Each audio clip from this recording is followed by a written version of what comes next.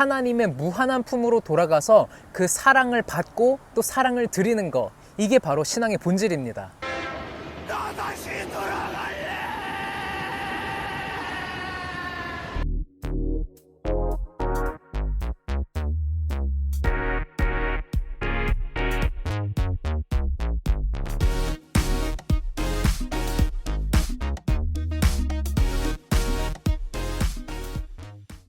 네, 안녕하세요 여러분. 저는 텍사스 오스틴에 있는 정한솔 목사입니다. 네, 오늘 여기는요 제가 아침 조깅 때마다 반환점으로 삼고 있는 공원입니다. 오늘 여러분과 같이 나눌 책은요, 헨리 나우엔이 쓴 탕자의 귀향이라는 책입니다. 먼저 저자인 헨리 나우엔을 좀 소개하자면요, 이분 대단한 분이에요. 심리학, 종교학, 정신의학을 공부했고요, 30대에 심리학 교수를 했어요. 야, 대단하죠? 또 신학부 학생들을 가르친 교수고 작가이자 영성가로 불리는 분입니다. 제가 헨리 나우엔의 책을 좋아하는 이유가 있는데요, 이 마음을 현미경으로 들여다보는 듯한 그런 느낌을 줘요. 또 한 번도 가보지 못한 그 마음의 심해를 이렇게 보는 듯한 그런 신비로운 느낌도 주기도 하죠. 또 이분이 굉장히 글을 아름답게 써요. 그래서 우리가 스쳐 지나갔던 아름다움을 보게 하는 그런 매력 있는 작가입니다. 이 책이 나오게 된 배경을 좀 말씀드리고 싶은데요, 헨리 나우엔은 마지막 인생의 10년을 발달장애인 공동체인 라르시 데이브레이크에서 보내게 됩니다. 1983년에 이 라르시 공동체가 가장 먼저 시작된 프랑스에 가게 되는데요, 이때 거기에 걸려있는 렘브란트가 그린 탕자의 귀향, 이 그림을 보게 됩니다. 개인적으로는 굉장히 역사적인 사건이었겠죠. 그래서 이 그림을 보면서 영감을 얻어 나오게 된 책이 바로 탕자의 귀향입니다. 이 책에는요, 이 그림에 대한 묘사와 함께 렘브란트의 인생, 또 예수님께서 누가복음 15장에서 들려주신 탕자의 비유에 대한 묵상이 담겨져 있어요. 책에 렘브란트의 그림에 대한 묵상이나 인사이트들이 굉장히 많이 나오는데요, 오늘 영상에서는 그 부분은 다루지 않도록 하겠습니다. 혹시라도 모르시는 분들이 계실 것 같아서 누가복음 15장에 대한 스토리를 간략하게 요약하고 갈게요. 두 아들과 아버지의 이야기입니다. 어느 날 작은 아들이 자신에게 줄 유산을 아버지에게 달라고 그러고요, 자기가 떠나겠다고 이야기를 해요. 아버지의 죽음을 더 이상 못 기다리겠어요 라는 그 태도로요, 아버지에게 가서 이야기를 해 돈을 가지고 먼 지방으로 떠납니다.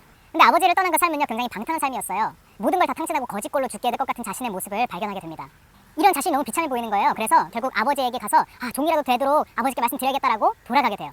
이때 아버지는 마중을 나와서 아들을 끌어안고 반지를 끼우고 새 옷을 입히죠. 그리고 큰 아들이 이 소식을 종을 통해서 듣고 와서 화를 내는 그런 이야기입니다.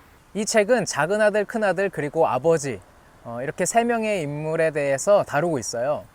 먼저 아버지 재산을 가지고 집을 나갔던 둘째 아들 이야기를 한번 해볼까요? 헨리 나우엔은 하나님을 떠난 아담과 그 다음에 이 작은 아들을 일직선상에 둡니다. 제가 좀 전에 작은 아들이 종이라도 되게 해달라고 해야겠다 이렇게 하면서 집으로 돌아왔다고 말씀드렸잖아요. 근데 헨리 나우엔이 이 작은 아들의 모습을 보면서 중요한 이야기를 합니다. 읽어드릴게요. 뉘우치는 마음이 있지만 용서하시는 하나님의 한없는 사랑에 기대는 회개는 아닙니다. 어떻게든 살아남을 방도를 찾으려는 자기 중심적인 고백에 불과합니다. 네, 작은 아들이 자신의 잘못을 인정해요. 그런데 아버지를 위해 조금이라도 무언가를 해서 관계를 유지하려고 하는 모습입니다. 이게 바로 조건부 사랑이에요. 내가 이렇게 하면 아버지가 나와 관계를 유지해 주시겠지. 하나님께 조건적으로 사랑을 구하는 건 하나님의 사랑을 자신의 틀 안에 가두는 오류예요. 그리고 하나님의 사랑을 축소시켜서 진정한 자유를 누리지 못하는 어리석은 태도인 거죠. 이건 겸손이 아닙니다.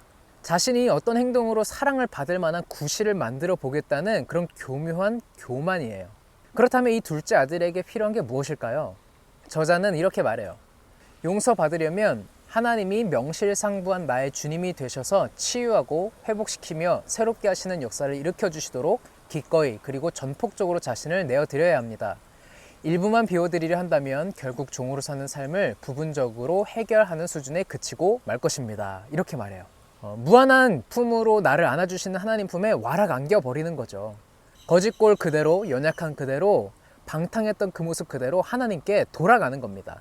하나님의 사랑을 축소하지도 의심하지도 말고 말이에요. 헨리 나우엔은 한 걸음 더 나아가서 이 둘째 아들의 귀향은 하나님 품을 떠나 이 세상에 오셔서 모든 탕자들을 데리고 하나님 품으로 돌아가는 예수님의 귀향이다라고 이야기를 하고 있어요. 자, 이제 큰아들 이야기로 한번 넘어가 볼까요? 저자가 이런 말을 합니다. 이상하게 들리겠지만 제 멋대로 집을 나가버린 아들에게 부러움 비슷한 감정을 마음 깊이 품고 살았습니다. 저도 비슷한 마음이 있었어요. 학창 시절에 저의 신앙의 방황기를 겪었던 이유 중에 하나가 바로 이거였어요. 내가 이렇게 방황하면 하나님이 좀 더 특별한 은혜를 주시지 않을까? 그러면 나도 많은 사람들 앞에서 내 삶을 더 이렇게 특별하게 이야기할 수 있지 않을까? 제 삶을 돋보이게 하기 위해서 하나님의 사랑을 조작하고 싶었던 거죠. 지금 와서 너무너무 많이 후회합니다. 큰아들은 순종적이었어요. 그리고 성실했고 법을 잘 지켰어요.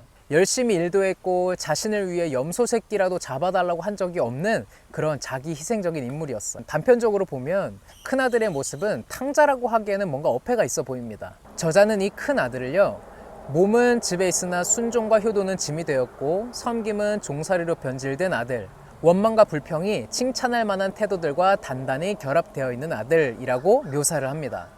그를 아버지 품에 안기지 못하도록 하는 요소가 있었는데요. 그중 하나가 바로 비교의식이었어요.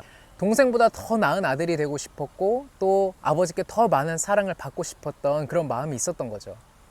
그런데 아버지가 방탕한 모습으로 돌아온 자기 동생을 사랑하는 모습을 보니까 자기의 수고가 너무 허무해지는 거예요. 그래서 이는 분노로 표출이 됩니다. 큰 아들도요, 아버지 품으로 돌아가야 해요. 긴장과 원망을 벗어야 합니다. 나는 덜 사랑받고 있는 것 같아. 이거는요, 거짓말이에요. 저자가 이렇게 말해요. 부정적인 소리를 극복하려면 길을 잃었다는 낭패감보다 아버지를 신뢰하는 마음이 훨씬 깊어야 합니다. 귀향이라는 영적인 사건은 불평하고 비교하며 원망하는 데서 벗어나 거리낌 없이 사랑을 주고받는 자아로 되돌아오는 겁니다. 흔히 교회에서 봉사하시고 사역을 하신다라는 분들이 이런 경우가 저를 포함해서 굉장히 많아요. 몸은 교회 공동체에 있고 열심히 하나님을 위해서 무언가를 합니다. 무언가를 함으로써 하나님께 축복이나 사랑을 더 받고 싶어하는 마음이 있죠. 그런데 이 마음이 하나님 안에서는 충분히 쉼을 누리지 못하면서 뭔가 아버지께 해서 인정을 받으려는, 혹은 이것을 통해서 뭔가 내가 더 신앙이 좋아 보이고 싶은 그런 유혹을 받게 되죠. 이런 큰 아들도요, 당연히 하나님 품으로 돌아가야 합니다. 바로 귀향해야 된다라는 거죠. 작은 아들과 마찬가지로 저자는 큰 아들의 모델로 예수님을 보여줍니다. 거리감과 두려움, 의심 없는 부자 관계를 보여주신 예수님. 비교와 원망으로 떠나 있는 자녀들에게 한없는 사랑을 보이며 집으로 돌아오는 길을 제시하기 위해서 이 땅에 오신 큰 아들이라고 묘사하고 있어요. 이 두 아들을 보면요, 신앙의 본질에 대해서 생각을 하게 돼요. 죄로 인한 방탕이든 혹은 겉보기에 좋아 보이는 교묘한 교만이든 하나님 품을 떠난 우리가 하나님의 무한한 품으로 돌아가서 그 사랑을 받고 또 사랑을 드리는 것, 이게 바로 신앙의 본질입니다. 헨리 나우에는 신앙의 본질을 이렇게 이야기해요. 예수님을 믿는다는 것은 곧 아버지가 아들을 보내셨으며 그 안에서 그리고 그를 통해 흘러넘치는 하나님의 사랑이 나타난다는 것을 신뢰한다는 뜻입니다. 마지막으로 아버지입니다. 저자는 아버지의 권위에 대해서 이렇게 설명해요. 아버지로서 하나님이 스스로 내세우시는 권위가 있다면 치근히 여기는 권위가 전부입니다. 자녀들의 죄를 붙들고 마음 아파하는 데서 오는 권위입니다. 아버지는 작은 아들을 기다렸다가 돌아온 그를 끌어안고 아들을 되찾은 기쁨의 잔치를 열어요. 종이나 되면 다행이다라고 생각했던 작은 아들의 그 두려움이 녹아버리는 그런 사랑이에요. 또 잔치에 끼지 못하며 어색해하는 큰아들을 찾아가서 기쁨의 자리에 초대를 합니다. 헨리 나우에는 친구인 수 모스텔러에게 이런 이야기를 들어요. 스스로 작은 아들이라고 생각하든 큰 아들로 여기든 아버지처럼 살도록 부르심을 받았다는 걸 알아야 합니다. 저자는 작은 아들, 큰 아들에게만 머물러 있으라는 은근한 압박을 모두 밀어내고 아버지처럼 되는 소명을 품으라고 합니다. 아버지처럼 가엾게 여기는 슬픔을 지니고 또 무조건적인 용서를 베풀며 너그러운 아버지 자리까지 나아가야 한다고 영적인 여정을 제시하고 있어요. 그런데 이게 쉽지 않죠. 당해야 하는 고통이 훨씬 더 커 보여요. 기쁨은 잘 눈에 들어오지 않고요. 근데 예수님께서 이 길을 분명하게 보여주셨습니다. 항상 작은 아들이고 항상 큰 아들이고 항상 아버지인 그런 사람은 없습니다. 삶과 신앙의 기쁨을 잃었다면 다시 아버지 품으로 돌아가야 합니다. 다시 아버지 품으로 돌아가서 사랑하는 아이야 라고 말씀하시는 그 하나님의 음성에 완전 푹 안겨버려야 돼요. 용서받은 그 사랑으로 여전히 방황 중인 주변 분들을 위해서 기도해주고 그들의 귀향을 함께 기뻐해야 합니다. 교회는 이 세 인물이 모두 모인 공동체가 되어야 해요. 작은 아들 같은 이들만 모이는 교회는요, 영적인 성장이 없겠죠. 큰 아들 같은 이들만 모이는 교회는 냉랭한 긴장 상태일 거예요. 또 아버지 같은 이들만 모인 공동체는 선교적이지 못한 겁니다. 하나님의 사랑에 완전히 잠겨서 그분의 사랑을 보고 배운 복음의 공동체가 이루어지기를 진심으로 축복합니다. 오늘 이야기는 여기까지입니다. 이 짧은 영상으로 이 책이 가지는 깊이와 또 아름다움을 담아내기에는 굉장히 역부족이었어요. 꼭 한 번씩 읽어보시기를 추천을 드립니다.